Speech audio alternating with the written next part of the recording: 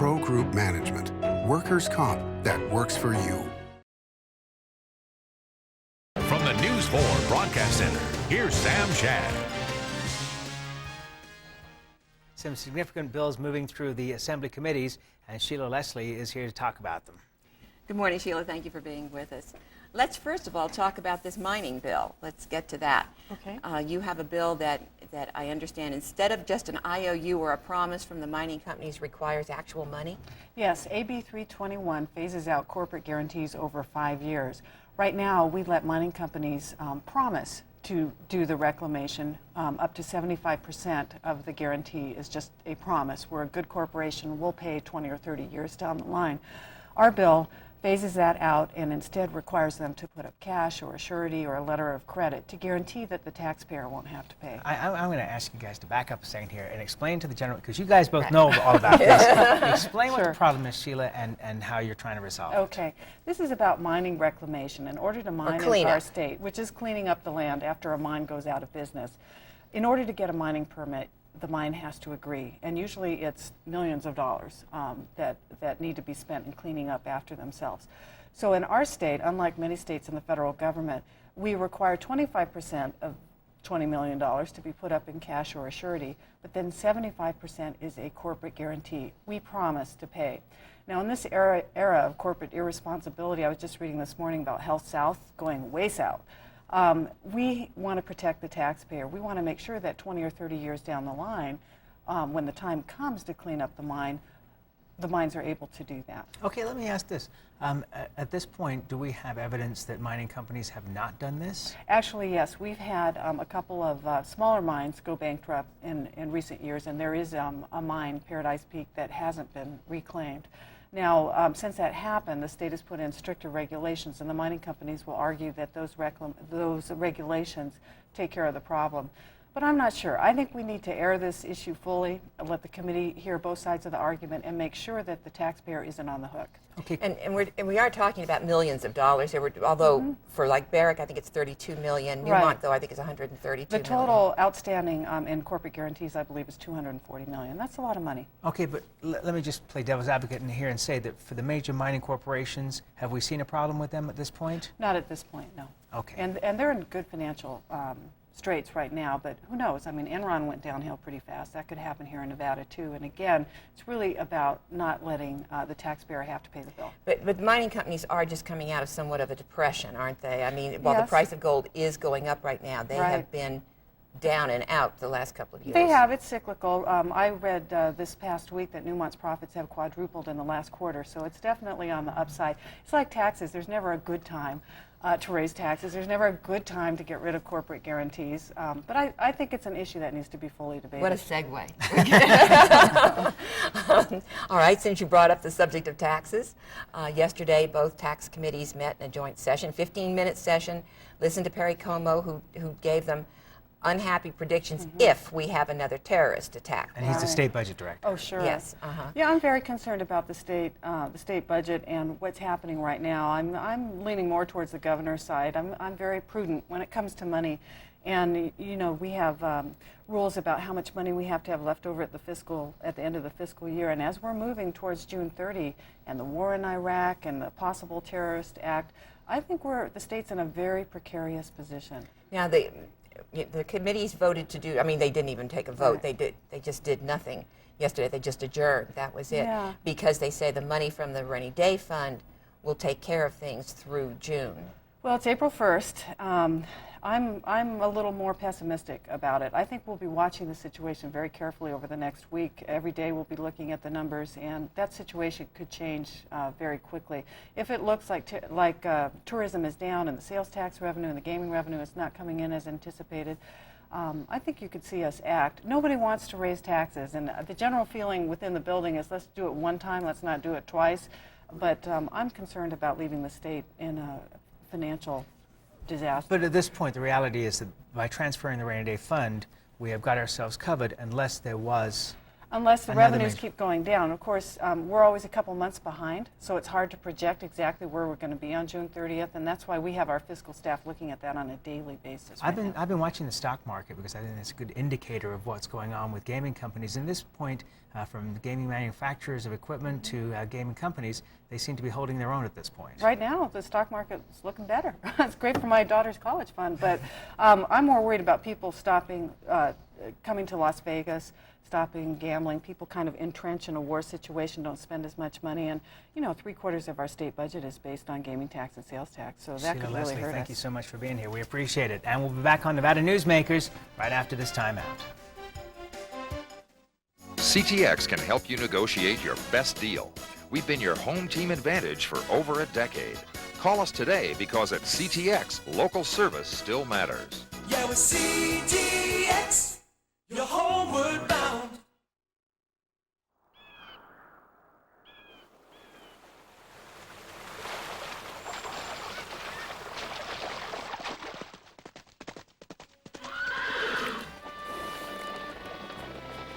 When you sign up for Wells Fargo free checking, you get more than free checking. You get the freedom to bank when and where you want.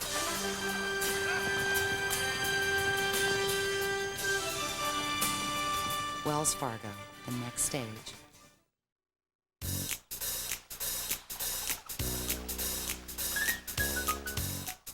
Atlantis is cooking up a party. It's every diner's paradise. 7 award-winning dining choices. Experience the Atlantis Seafood Steakhouse tonight. Winner of Wine Spectator's Award of Excellence. The local choice for food and fun, Atlantis. Atlantis.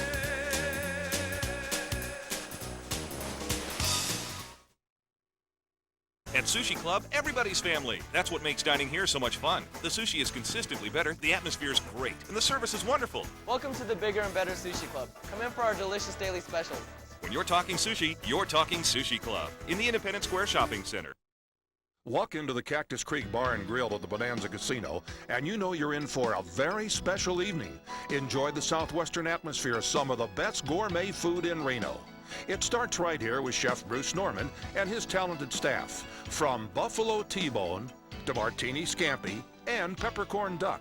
There's fine wine, specialty margaritas, and our pastry chefs create award-winning desserts. The Cactus Creek in the Bonanza Casino, 1 mile north of the university, where locals come to play. And now, back to Nevada Newsmakers with Sam Shad and Ande Engleman. Jason Geddes is a Republican. He's an assemblyman. It's his first term, and we have questions. Good morning, Jason. Good morning. All right, I asked you earlier to be thinking about this. I'll ask you the question again. At the legislature, which lawmaker do you most identify with, or would you like to be most like? It's a close tie. I'm going to have to put Joe Dini number 1, who's no longer there, but luckily he's in the building a bit, and Bill Raggio too. Both Italians. I hadn't considered that. Let's talk about your one of the committees that you serve on that dealt with the death penalty issue. There was a vote, and it was passed out to say that at this point we're not going to execute people who are mentally ill. You voted against that. Why? No, I did not. There was one on the mentally retarded. I voted in favor of that bill. The bill that I voted against was the 3-judge panel bill. Oh, I apologize. That's all right. And the reason I voted against it is this. I firmly believe that we do have to get rid of the 3-judge panel, and we really don't have a choice. That was a Supreme Court ruling. We have to do it, and the statistics we were presented showed a great deal of bias in the 3-judge panel. The interim committee that Assemblywoman Leslie and others sat on came back with a proposal that if the jury comes back hung, as opposed to going to a 3-judge panel, you impanel another jury. During the committee hearings, we amended it to say if they come back hung, we go straight to life without the possibility of parole. I think that takes away the options that both the defendant and the state have in dealing on a death penalty case. Because once you go there, the state can no longer come back with another jury and go for the death penalty. But in addition, the defendant does not have the other choices in life. He doesn't have the choice of life with parole or the 50-year life sentence. It just goes straight to life without. So in essence, we're taking away both the state's rights and the defendant's rights in going with that option. I voted no because I would have preferred it to stay with the option that the interim committee had come up with. Why did the committee, though, feel the other way? I mean, I think your argument's a reasonable one. Well, they felt that if you have a jury and they come back hung, there's no reason to impanel another jury. You've had a trial by a jury of your peers. Satisfied the law. And if it doesn't go in there, yes, and you've satisfied the law, so you can go straight to that. I and a few other Republicans and a few other Democrats on the panel weren't comfortable with that, and we voted no. Okay. Where do you sit at this point on the idea of raising up taxes in the early stages of the legislature to cover whatever potential problems we may have that we were talking about with Assemblyman Leslie just a moment ago? Well, as I've consistently said, I haven't ruled out anything. I mean, as the numbers come in, I think it's prudent on behalf of the state to be prepared for any emergency. And we need to look at the numbers daily, as Ms. Leslie was saying. And as the numbers come out and the situation changes, we need to act. We can't draw all the way down those reserves to zero and then act. It'll be too late. So we need to just keep an eye on those numbers. And if we get a downward trend or the numbers look like they're turning negative, we need to act. Well, there's a big difference, though, between, for instance, what the Speaker Perkins wants in the way of taxes and what the Minority Leader, Lynn Hetrick, wants in the way of taxes. And which one do you most identify with there? As Minority Leader Hetrick said during his presentation, the Republicans, a lot of us were all over the board on that plan. That was the minimum that we had all agreed on. We had come out with, we could clearly demonstrate $511 million in taxes. And the difference between that and Speaker Perkins and the governor's budget was what we're still working on and evaluating and looking at. I myself am a little bit higher. I would have liked to have seen more money in our plan for education and for mental health services. All right, I wanted to ask you kind of a personal question. Sure. This is your first term. Yes. One thing that the public always wonders about is what happens with the first-term assemblyman and in terms of lobbyists. Do you suddenly get inundated? Do you suddenly have 100 new best friends? How does that work? Yeah. There's a bunch of people wandering around the hallway that I've never met before that I get to talk to on my way down to the floor and way back up to office. And I find it fascinating. There are so many people representing so many interests, and it's not just the paid lobbyists. It's the people who come down and just lobby on behalf of themselves and their own personal concerns, and it's the people who just come down for one specific issue and catch you in your office or catch you in the hallway and just want to talk to you about their concern about it, and they're quite knowledgeable on their specific issues. And buy you dinner occasionally and lunch. Not many dinners. I get an occasional lunch. But have you felt any specific pressure that concerned you? Not really. Not yet. Let us know if it happens. When tax time comes, I'm anticipating more pressure. Okay, and we'll have you back. We appreciate you being here, Jason Geddes. Thank you. And when we return, we'll be back with the Pundits. Stay tuned. More on Nevada Newsmakers after this. Enjoy news and a hot brew at Tamarack Junction. Stop in on your way to or from work, follow the market on one of our 32 TVs, and enjoy some fresh brewed coffee and a hot meal. Tamarack Junction, your junction for fun. South Virginia and Amati Ranch Parkway. When he was just a young boy, Ken Dillon laid back, looked up at the stars, and thought to himself, hey, this house could use a roof. Today, Ken Dillon's D&D Roofing and Sheet Metal offers a complete line of elk roofing products for any type of residential roof. With an elk roof from D&D Roofing and Sheet Metal, what's overhead stays overhead. Call Ken Dillon's D&D Roofing and Sheet Metal today for a free estimate. Yes, the technology sure has changed, but after all these years, Ken still enjoys playing with houses. We've loosened our machines. We've given you the Gold Dust West Gold Rush Club, Reno's best slot club. You can win lots of jackpots. Play longer. Your points will add up faster than you think. Yeah, we're loose and we're not screwing around. See you at the Gold Dust West, south on Keystone, east on 4th. Folks, you must see what's new in Virginia City. Ride the V&T train all the way to Gold Hill. Explore a mine, if you dare. Visit Piper's Opera House. Watch the gunslingers shoot it up on C Street. Shop in unique stores.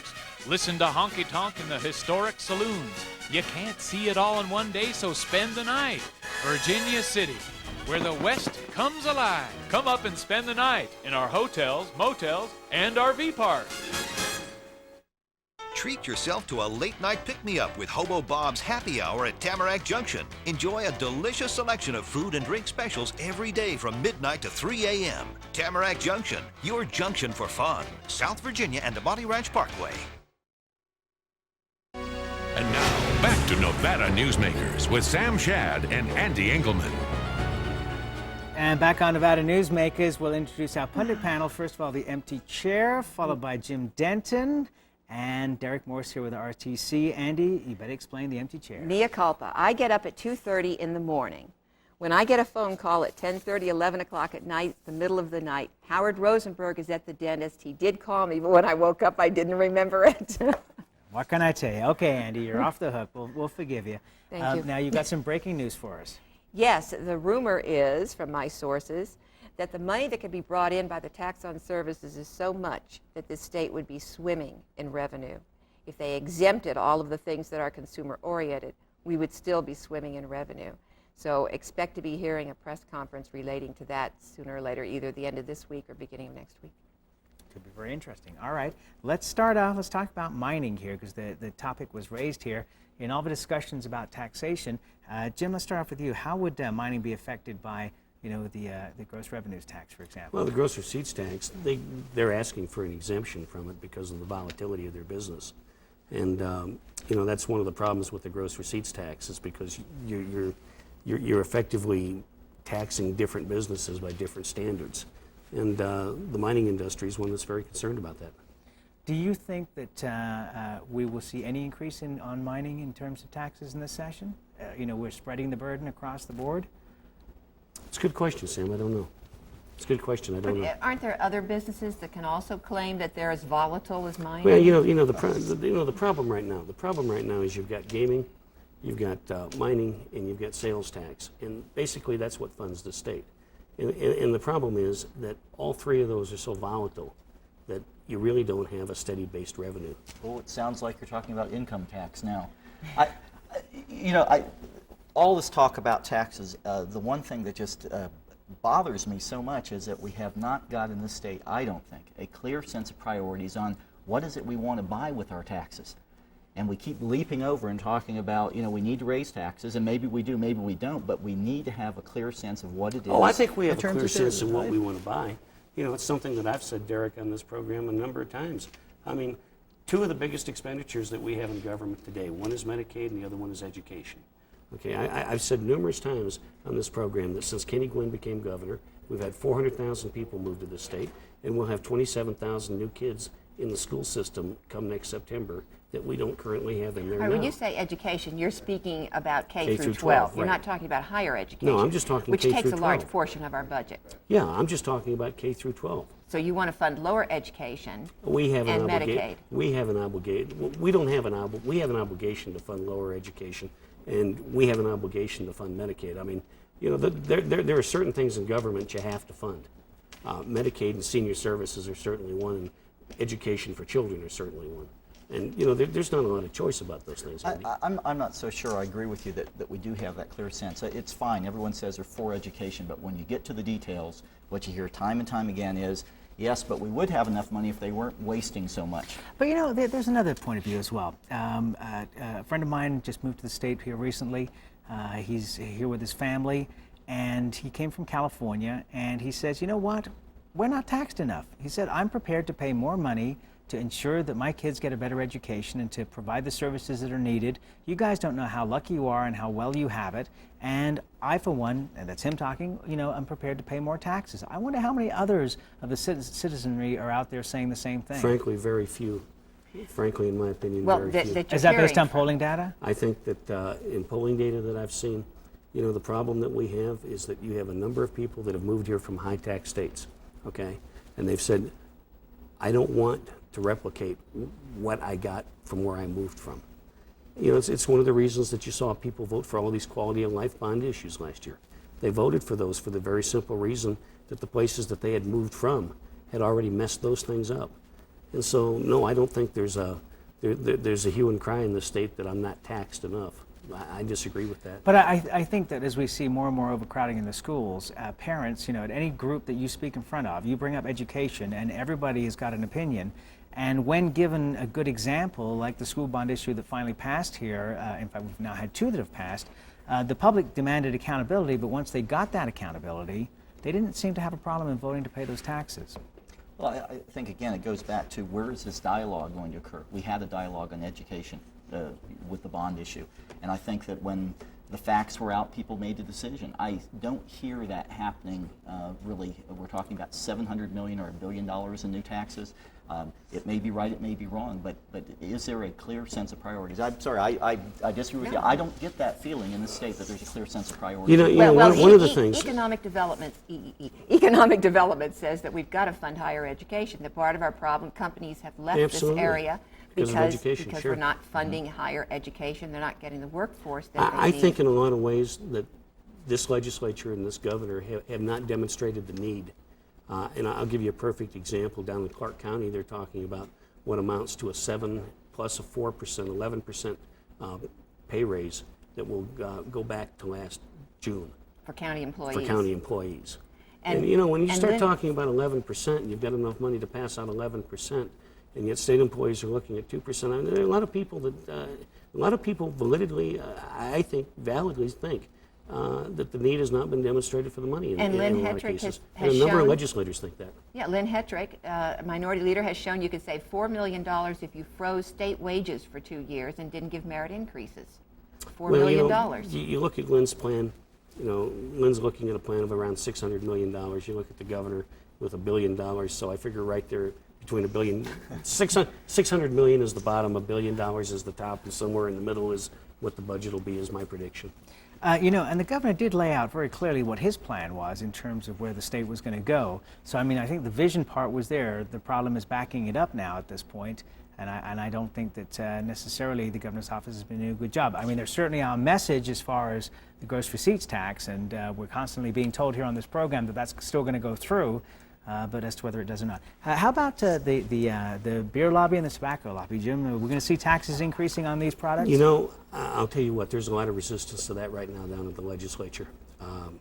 My prediction is that you won't. Okay. I don't think that you will see them. I think that you, ironically, may end up seeing something like a tax on alcohol without the cigarettes and without beer, by the way. I think that's a possibility. But today, today the votes aren't there. Now, they may be by this afternoon. I have no idea, but I can guarantee you they weren't there yesterday. Okay, Derek, the last word. Well, you made a comment earlier about the state of the state workforce, and that's one. About 10 seconds. The people need to understand we need to take care of that, or nothing's going to get done in this state. Okay, we'll be right back on Nevada Newsmakers. If you're talking sushi, you're talking Sushi Club. Year after year, voted the best place for sushi. 11 chefs on staff to serve you. Better ingredients for consistent high quality. And lots of room, so bring your friends. Sushi Club in the Independence Square Shopping Center. Feel it, the magic is everywhere. The action, the style, the food, the flair. Play with us, stay with us in Reno, say El Dorado. And live the excitement.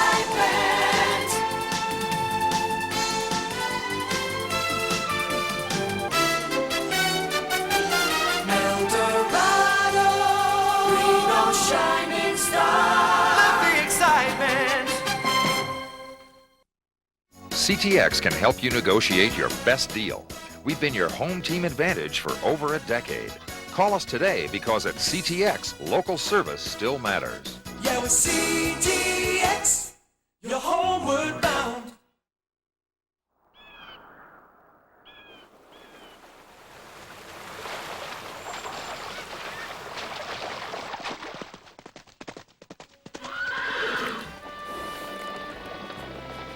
When you sign up for Wells Fargo free checking, you get more than free checking.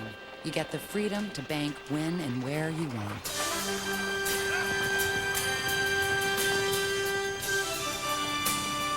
Wells Fargo, the next stage.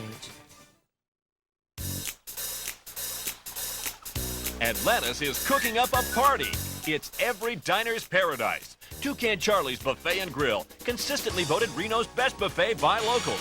Experience the Mongolian barbecue, new Asian station, and sumptuous exhibition stations filled with fresh entrees, salads, and desserts. Try the Friday night seafood buffet and Sunday champagne brunch.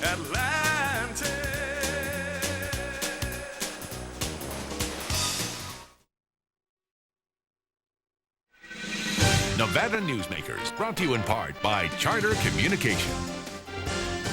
I confess I put the whoopee cushion on your chair. April Fools. You're a very sad person. Okay, now with apologies to any pundits that may call to try and cancel late in the night, don't even bother because we'll abuse you anyway. That's Who's right. coming up tomorrow? We have Kara Kelly, the president of the Las Vegas Chamber of Commerce, and Kathy Augustine, state controller. We'll have a hot show tomorrow. Join us.